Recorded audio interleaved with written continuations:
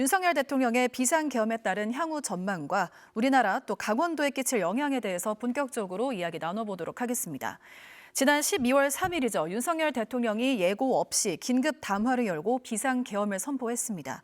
6시간 만에 막을 내리긴 했지만 상황은 무척 긴박했고요.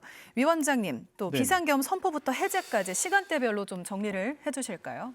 네, 우리 구한말 시대에 개화파들의 3일 천하라는 아주 그 유명한 정변이 있죠. 근데 네. 우리 윤석열 대통령의 이 비상 계엄 선포 촌극은 뭐 3일은커녕 불과 3시간 만에 뒤집어지는 국회의에서 그 반헌법적인 계엄 선포가 이제 그 저지되는 이제 그런 세계적으로 유례없는 그렇죠. 그런 실패한 친위 쿠데타로 기록이 될 텐데요.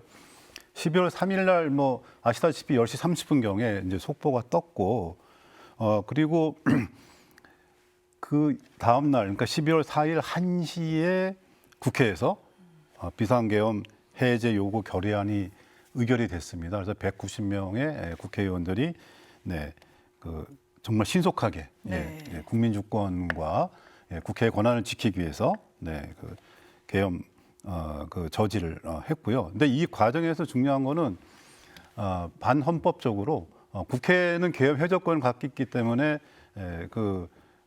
국회에다 군인이나 경찰을 투입할 수가 없습니다. 그런데 제1 공수특전여단 또 707 여단 또 그리고 저격수까지 장갑차까지 동원을 해서 국회의원들을 체포하기 위해서 국회의사당 또 일부 언론사 그리고 중앙선관위를 공격하고 난입을 한 것이죠. 이것은 뭐 화면을 통해서도 너무나 이제 이미 전 세계를 통해서 전파를 통해서 나갔고요.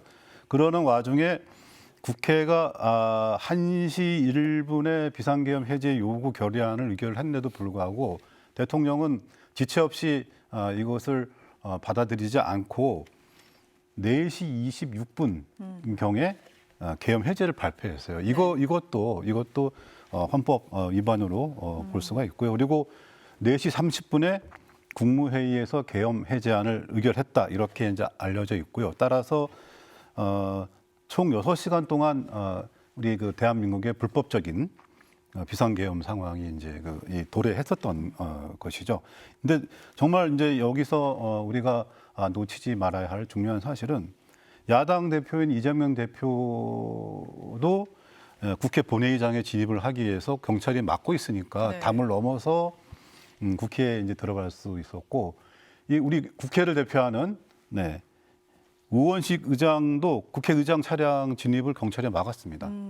그래서 지금 우원식 의장이 그 담을 넘어서 월담을 해서 국회 본청으로 들어가는 그 사진이 지금 SNS에 광범하게 퍼져 있어요. 이렇게 물리력을 동원해서 무장 병력을 동원해서 국회의원들의 고유 권한 또 이 반헌법적인 무력 반란을 일으킨 윤석열 대통령, 이거 한번 진짜 우리 국민들이 힘을 모아서 혼을 내야 합니다. 네. 윤 대통령은 탄핵 시도로 행정부가 마비됐다면서 비상계엄을 선포했는데요. 이사장님, 지금의 상황이 과연 국가적 비상 상황이라고 볼 수 있을까요? 윤석열 대통령이 행정부가 마비됐다면서 이제 예산 삭감을 이유로 하나 들었어요. 그래서 도저히 나라 살림을 할 수 없다 이런 얘기를 해서 제가 이 예산 삭감 내역을 좀 봤거든요. 봤더니 국회 예결위에서 이 정부가 제출한 예산안 677조 중에서 4조를 깎았습니다. 그래서 퍼센티지로 보니까 예산의 0.6%를 예결위에서 삭감을 했는데 그것 때문에 나라 살림을 못하겠다면은 정권 내놔야 되는 거 아니에요? 근데 더 중요한 거는 그 삭감 내역도 이 민생과 관련된 예산은 별로 없어요. 이 검찰의 특활비, 그다음에 대통령실의 특활비, 그리고 또 대통령실의 예비비. 결국은 검찰과 대통령의 용돈을 쓰지 못하게 예산안을 감액했다고 그런 투정을 부리는 겁니다. 근데 정부의 예산은 국회가 심의하게 돼 있는 거예요. 그걸 원래. 부정한다 그러면은 상권 분립이 뭔 필요가 있겠습니까? 계엄군이 국회 본회의장 진입을 시도하는 과정, 또 의원들이 국회에 입성하는 과정에서 충돌이 발생하기도 했습니다. 유혈 사태로까지 번질 수 있는 긴박한 상황이었는데요. 위원장님, 국회의원들의 국회 출입을 저지하면서 투표를 막아서는 행동, 이거는 또 과연 합법적인지 좀 이야기해봐야 될 그건 것 같습니다. 명백한 불법이고요. 대통령의 계엄을 이제 선포할 수 있는 권한이 있다고 하면 국회는 계엄 해제를 요구할 권한이 헌법에 보장되어 있습니다. 따라서 그 국회의원들의 계엄 해제를 요구하는 결의안을 채택하는 과정에 군인들이 난입을 하고 또 경찰이 국회의원들의 국회 진입을 막는 이런 것은 그 헌정 중단 을 저지르는 그런 이제 반란 행위라고밖에 볼 수가 없습니다. 그래서 더군다나 이 계엄 시행 중에도 현행범인 경우를 빼놓고는 네, 국회의원들은 체포나 구금될 수가 없습니다. 원래. 예. 그래서 이번 12월 3일, 4일 날 국회에서 공수부대가 들어가고 또 이 소위 참수부대라고 알려져 있는 707 특전 여단이 들어가서 국회 본회의장을 난입하기 위해서 유리를 깨고 그리고 국회 보좌관과 국회의원들을 물리력으로 이렇게 이제 저해하려고 한 것은 분명한 이거는 이제 내란 행위고요. 이 또한 헌법 위반인 행위였다라고 네네. 말씀해 주셨습니다. 재석 의원 190명 전원 찬성으로 계엄 해제 안건이 가결됐습니다. 이번 비상계엄이 타당하지 않다는 게 지배적인 여론인 것 아닌가 싶은데요. 윤석열 대통령의 비상계엄 선포가 왜 지금인지 또 실질적인 의도가 무엇인지 여러 의견들이 나오고 있는 상황인데 위원장님은 이에 대해서 어떻게 생각하시나요? 글쎄요, 이제 대통령이 왜 갑자기 12월 3일 날 야밤에 비상계엄을 선포했느냐에 대해서 설왕설래 여러 가지 의견이 있는데요. 네. 지난 정부 때 검찰총장으로 재직하면서 대통령의 인사권, 법무부 장관의 이 지휘권에 이제 반발하면서 일각의 정치 검사들을 이끌고 대통령과 합법적인 정부에 대항해서 일종의 이제 그것도 넓은 범위에서 보면은 위법한 행위라고 볼 수가 있겠습니다. 저는 이렇게 생각합니다.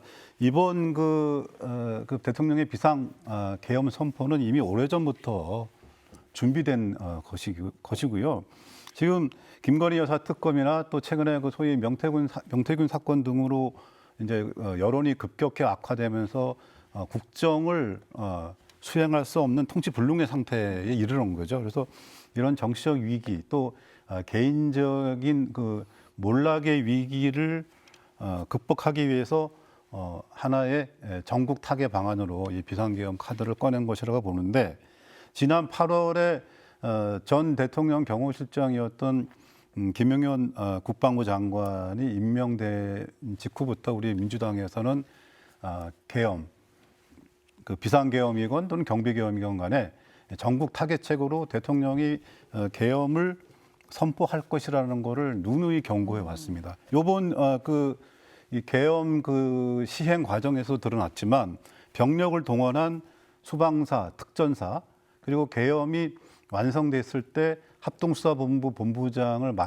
맡기로 예정되어 있는 방첩사사령관 이 사람들이 다 소위 중앙고 동문이거든요. 그렇죠. 대통령과 같은 고등학교를 졸업한 동문들이고 이 사람들을 중심으로 군대 내에 특정한 학교 인맥에 기초한 이 사적 네트워크를 가지고서 오래전부터 이 통치불능의 위기를 극복하기 위한 방안의 하나로 이 불법적이고 반헌법적인 쿠데타를 음모해 왔다 이렇게 저희는 그렇게 생각하고 있습니다. 오래전부터 계획된 일이었을 가능성이 있다. 네네. 45년 만에 계엄령 선포에 국민들은 늦은 밤임에도 거리로 나왔습니다. 계엄 포고령 1호 내용에 크게 분노하기도 했는데요. 언론에서는 이를 두고 시민들의 민주주의 회복력이다라고 표현하기도 했습니다. 이사장님, 70년대 후반 학생운동을 시작해서 6월 항쟁, 또 5.18 민주화 운동 기념활동 등 권력에 대한 감시를 쭉 해오신 분이잖아요. 현 시점에서 민주주의, 국민 주권 완성은 어떻게 보시는지? 제가 어쩌다 보니까 이 20대 중반부터 지금 이 70을 바라보는데 거의 한 45년간 계속 민주화 운동만을 해왔어요. 네. 근데